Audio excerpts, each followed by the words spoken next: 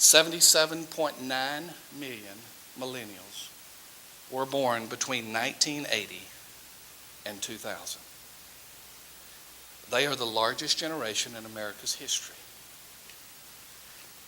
Think about years past. Gary McIntosh, all the boomer seminars that used to take place. And we would talk about that generation. And here is another generation that has come onto the scene that is even larger than what preceded them as the largest generation in America's history. The boomers are now exceeded by the millennials. What do we know about these millennials? These millennials surprised us 2 years ago when they went to the voting booth in record numbers.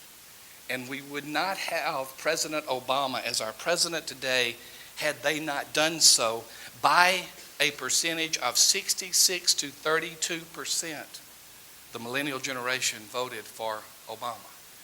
One of the reasons that we had this somewhat turnaround elections just a few weeks ago is because this generation primarily stayed at home or either shifted their voting preferences. This generation will be known as the most educated generation in history. Already, for those who are college age, 30% have a college degree, which is more than any generation that has preceded it.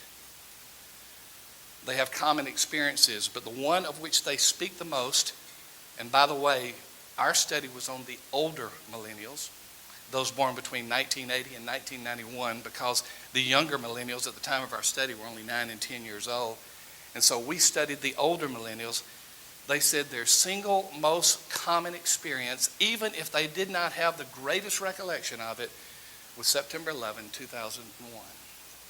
They're the generation that was shaped by 9/11. My generation, whether they experienced it or remember it, as history has unfolded, remembers the assassination of John F. Kennedy as one of its paradigmatic moments.